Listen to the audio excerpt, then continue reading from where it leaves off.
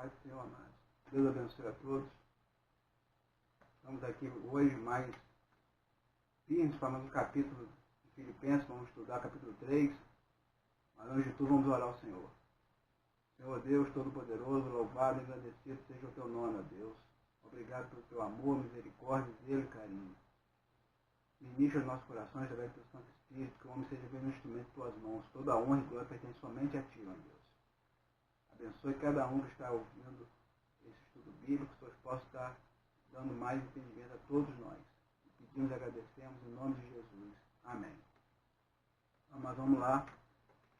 Versículo 1 nos fala assim: Resta, irmãos meus, que vos regozijeis no Senhor. Não me aborreço de escrever-vos as mesmas coisas, e é segurança para vós. Guardai-vos dos cães, guardai-vos dos maus obreiros, guardai-vos da circuncisão, porque a circuncisão somos nós que servimos a Deus no Espírito, e nos gloriamos em Jesus Cristo, e não confiamos na carne. Bem, Paulo aqui, além de estar exortando eles para celebrar, ele está também falando da necessidade de estar se repetindo, porque provavelmente ele já tinha falado com eles, para eles se resguardarem daquelas pessoas que estavam querendo colocar a doutrina que eles teriam que guardar a lei de Moisés, os rituais judaicos, para conseguir justificação e salvação. Essas pessoas que nós sabemos são judaizantes, judeus que tinham se convertido ao cristianismo, mas queriam impor todas as regras do judaísmo aos gentios. O nome desse pessoal, desse grupo, eles eram chamados judaizantes.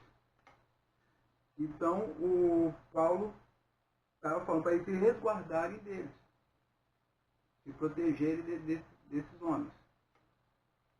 E ele usa termos como cães, maus obreiros e com a falsa circuncisão, né? É interessante usar esses termos para o mesmo grupo, usar a palavra cão, chamá-los de cães, que era um termo que os judeus usavam para classificar os gentios, por serem impuros, por estarem no mundo. Então eles usavam o termo cães para os gentios. E na verdade Paulo agora está usando para esses judeus judaizantes o termo cães. E fala que eles são maus obreiros porque eles professavam a fé cristã, mas no momento que então eles eram aceitos dentro da congregação, eles começavam a fazer parte da congregação. Nesse momento que estavam ali inseridos, eles começavam a ensinar as coisas que iam contra o Evangelho, trazendo justificação através da carne e não através da graça. Dizendo que eles tinham que guardar as leis mosaicas e as leis judaicas. E falsa circuncisão, porque eles entendiam a circuncisão literalmente, mas não espiritualmente. E Paulo dizendo que quem é da circuncisão verdadeiramente eram eles, cristãos. Os crentes em Cristo são a verdadeira circuncisão. Porque eles estão buscando, pode dizer, verdadeiramente ter uma vida espiritual, buscando crescer espiritualmente, uma fé genuína. Eles se resguardavam, não procuravam glória, verdade, melhor dizendo, eles não procuravam glória para eles mesmos, o intelecto, a inteligência, o conhecimento não valia de nada, porque eles sabiam que a da carne não ia produzir salvação para eles. Eles reconheciam a dependência de Deus. Essa é a verdadeira circuncisão. Reconhece a dependência de Deus e sai de sua carne, não sai nada bom. Nada de bom para sair da carne. Ele não consegue justificação pela sua carne, e sim pela graça. Esses são os da verdadeira circuncisão. Paulo está dizendo aqui. Vamos adiante. O 4 diz assim: Ainda que também podia confiar na carne, se algum outro cuida que pode confiar na carne, ainda mais eu, circuncidado ao 8º dia da linhagem de Israel, da tribo de Benjamim, hebreu de hebreus, segundo a lei fui fariseu, segundo o zelo perseguidor da igreja, segundo a justiça que há na lei, irrepreensível. Mas o que para mim era ganho, tenho perda por Cristo. E na verdade tenho também por perda todas as coisas, pela excelência do conhecimento de Cristo Jesus, meu Senhor, pelo qual sofri a perda de todas essas coisas, e as considero como esterco, para que possa ganhar a Cristo. Então Paulo está dizendo o quê? Que se esses judeus, os judaizantes, eles se gloriavam na carne, ele tinha muito mais motivo para se gloriar na carne. Porque ele era judeu, certo? Ele, judeu de nascimento, circuncidado no 8º dia, ou seja, desde bebê, seguiu todos os rituais, circuncidado desde o 8º dia. Ele era da tribo de Benjamim. Nessa época aqui, depois do retorno do exílio, não eram todos, muitos não sabiam qual era a sua origem tribal. Ele sabia, ele era da tribo de Benjamim, a tribo que era unida com Judá, fazia o reino do sul. Ele sabia a sua origem. Da tribo dele saiu o primeiro rei, foi Saul. Então ele fala assim, eu sou benjamita. Ele sabia a origem dele, ele foi educado dentro da cultura hebraica. E é fariseu. Os fariseus, eles não guardavam só a lei mosaica, eles tinham as próprias regras e leis que eles criaram. Isso dava mais de 600. Ele guardava isso tudo. Quanto ao zelo, ele era tão zeloso com o judaísmo que ele perseguiu a igreja cristã. Ele perseguiu a igreja por acreditar que era uma seita que estava blasfemando a Deus e estava sendo uma ameaça para o judaísmo. E ele era irrepreensível como judeu, porque ele levava o judaísmo ao pé da letra. Ou seja, ele então era excepcional quanto ao nascimento, genealogia, quanto à parte ortodoxa, quanto ao zelo, quanto à retidão. Ele era excepcional, ele poderia se gloriar na carne. Mas ele não se gloriava. E todo esse conhecimento, todo esse intelecto, toda a sua herança, diante do grande tesouro que foi ter Cristo na vida dele, foi reduzido a nada. As coisas todas ficaram para trás. Tudo foi reduzido a nada, diante do grande ganho que ele tem com Cristo. Ele fala mais, ele foi reduzido a esterco. Né? Não serve para nada mesmo. Para ele, não importava mais ouro, prata ou prestígio religioso. Não está dizendo mais nada para ele. Agora é Cristo. Tudo isso foi ficado para trás. Amém? Vamos adiante no versículo 9.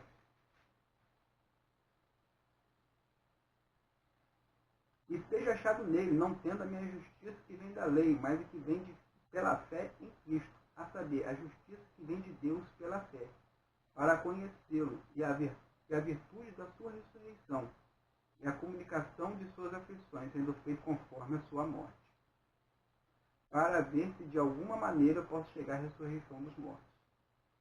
Ou seja, o Paulo, nesse momento, estava assim, eu estou deixando de lado a minha justiça, porque a tal justiça na carne, ele poderia se gloriar, para buscar a justiça que vem de Deus. Amém? Porque ele sabe que ele próprio, o homem precisa ser justificado perante Deus para conseguir alcançar o seu favor.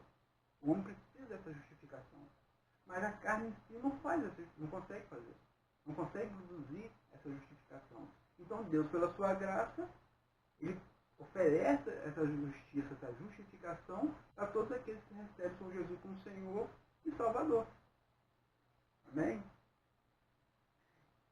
E ele mostra que ele quer o quê? Ele quer viver a vida de Cristo. Ele quer viver o sofrimento, a morte e a ressurreição de Cristo. Ele quer viver o poder da ressurreição. Ele não tinha dúvida de que seria ressuscitado. Mas o que ele quer dizer aqui é que ele não tinha nenhum problema em padecer de todos os problemas, qualquer problema para alcançar essa ressurreição e também reconhecer a dependência de Deus para alcançar essa mesma ressurreição. Ele sabia que ele não teria nunca como produzir isso. Ele sabia da dependência que ele tinha de Deus quanto a isso. E uma vez que Jesus sofreu, morreu, ressuscitou, é importante prestar atenção nessa parte. Sofreu antes de morrer, ressuscitar. Ele sabia que ele não poderia esperar algo diferente ou uma sorte melhor do que essa. Ele não ia passar por isso. padecer também, como Jesus padeceu. E às vezes, isso é importante porque às vezes o desejo nosso de bem-estar, de conforto, né, de luxo, né, faz a gente, tipo assim, não olhar para certas verdades que a Bíblia faz nos seus versículos. E essa é uma verdade, nós temos que passar por sofrimento. Jesus fala que nesse mundo tereis aflições. Nós temos que passar. E Paulo sabia que tinha que passar para poder chegar a morrer e ressuscitar. Ele tinha que sofrer como Cristo sofreu. E ele entendia que ele passa por isso também. Ele não se importava em passar. A gente tem que entender que ele tem que passar por problema. Mas eu sou cristão, não tem problema, não tem aflição, não existe doença, não existe todos os transtornos que o mundo traz por ser cristão. Tem sim. Amém? Vamos adiante aqui, versículo 12. Não que já tenha alcançado ou seja perfeito, mas prossigo para alcançar aquilo para o que fui também preso por Cristo Jesus. Irmãos, quanto a mim, não julgo que o haja alcançado, mas uma coisa faço, e é que, esquecendo-me das coisas que atrás ficam e avançando para as que estão diante de mim, prossigo para o alvo pelo prêmio da soberana vocação de Deus em Cristo Jesus. Então, o Paulo está buscando a ressurreição e ele está aqui, que o que ele precisa para ele é que ser igual a Cristo, ele tem que buscar ser igual a Cristo, viver igual a Cristo. E Cristo, ele vem a viver o que Cristo quer para ele. Tudo que Cristo quer que ele seja, ele vem a buscar ser. É isso que ele está falando aqui. Ele tem que buscar essa proximidade. Não é se igualar em poder, mas no caráter de Cristo. E não julga que já alcançou isso.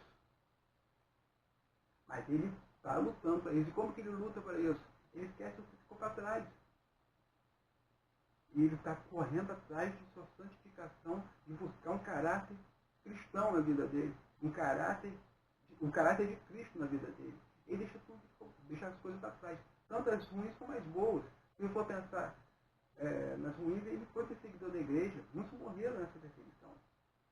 E nas boas que ele tinha o conhecimento, a genealogia dele, como a gente estava falando, que ele tinha coisas para se gloriar na carne, isso tudo ficou para trás. Ele largou para trás. E vai atrás do prêmio, vai atrás de quê? Alcançar a Cristo. Alcançar o caráter de Cristo na vida dele. Amém? E vou alcançando o prêmio, né? Que é a salvação, a ressurreição em Cristo. Vamos adiante. Pelo que todos quantos já somos perfeitos, sintamos isto mesmo.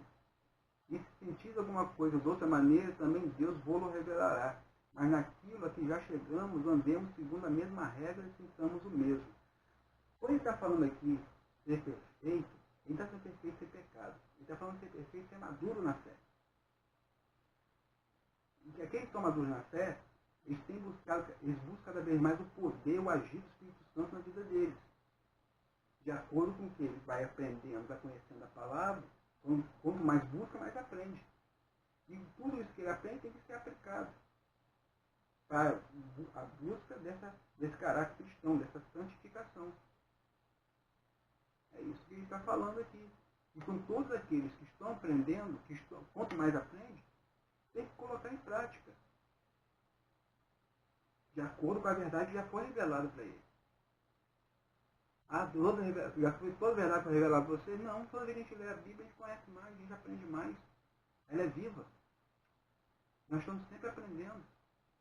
Às vezes passou algum tempo, eu lê a mesma passagem te diz outra coisa, te fala mais. Então a verdade, a ponto que ela vai sendo revelada a você, tem que ser posta em prática. É isso que ele está falando.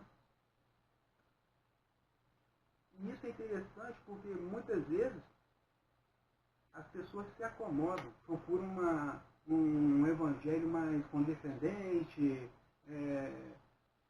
que se adeque mais a elas. A verdade do evangelho não. Tem que ser colocado em prática. Os padrões de Cristo têm que ser colocados em prática. a gente não pode querer adequar Cristo ao meu padrão. Eu tenho que adequar os meus padrões, o meu estilo de vida, ao estilo de Jesus, ao padrão de Jesus. E não o contrário. O padrão é o de Cristo, não o meu. E muitas pessoas procuram as religiões que venham se adequar ao seu estilo de vida. E não querer adequar o seu estilo de vida a Cristo. Essa religião que tem que se adequar a Cristo. O padrão é Cristo. Amém?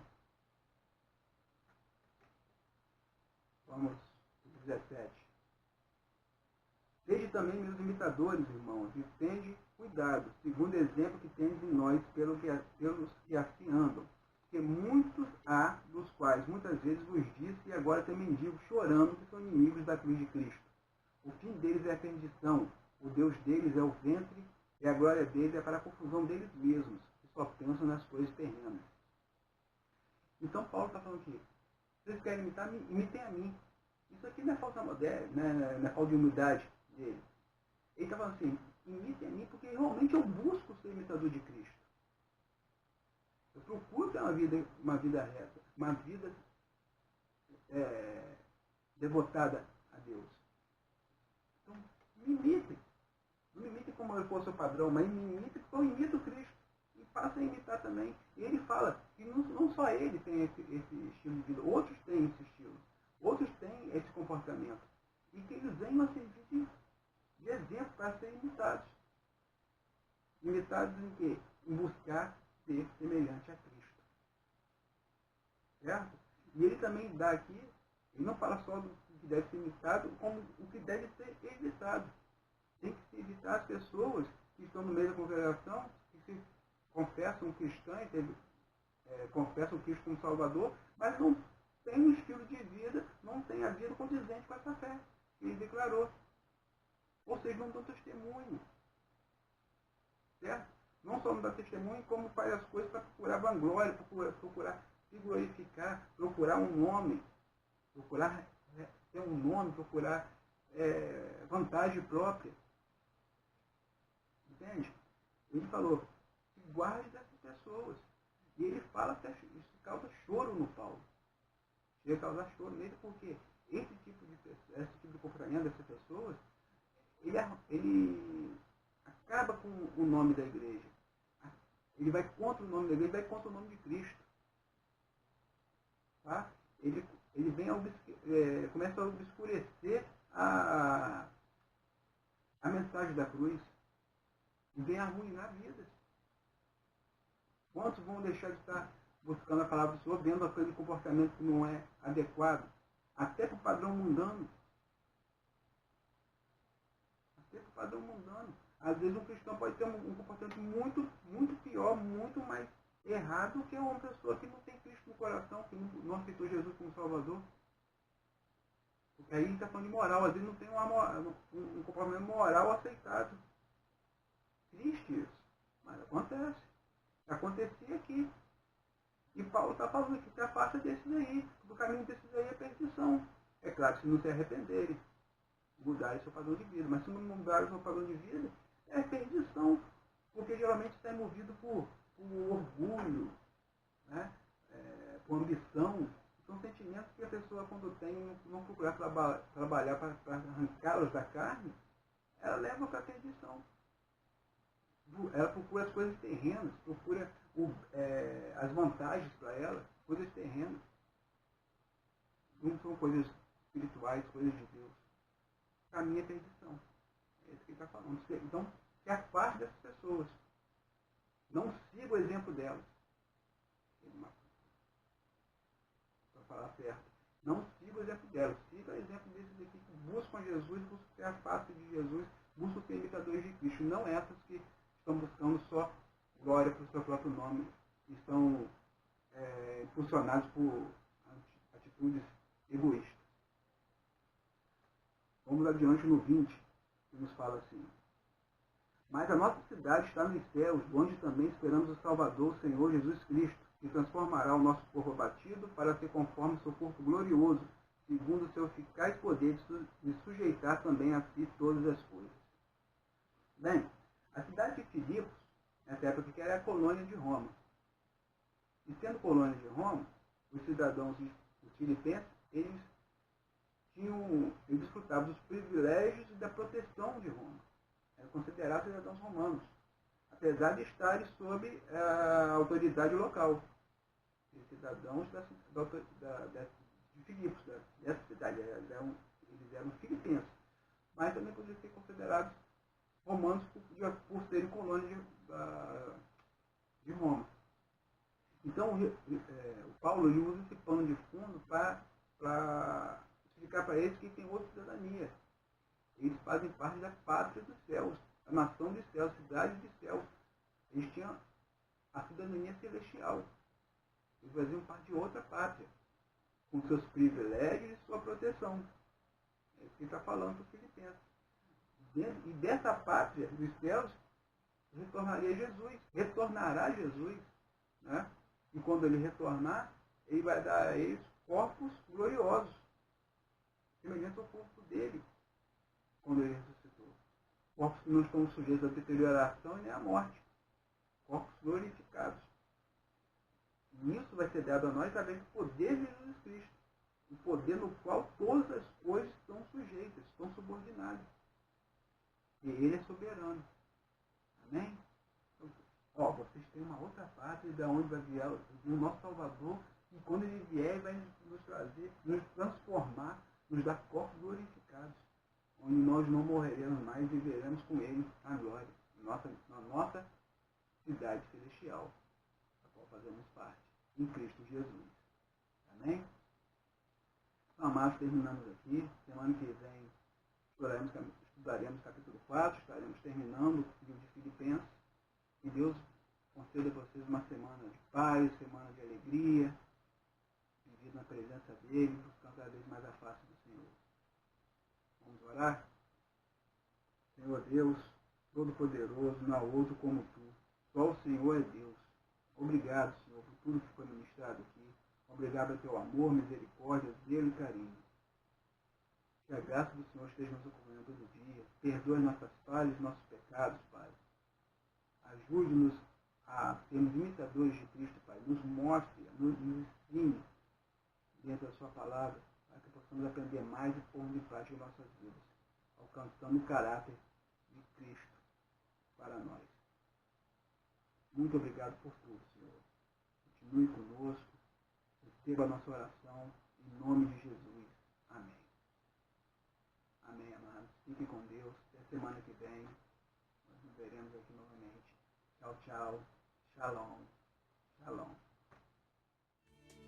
Restaura-me, ó Deus,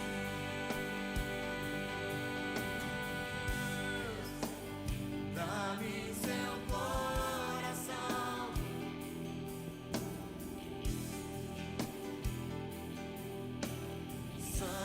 santifica-me, purifica-me, dá-me seus olhos, restaura-me, ó Deus,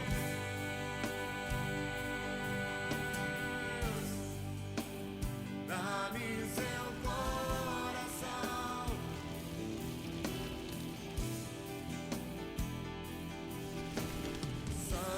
santifica-me, purifica-me, dá-me seus olhos,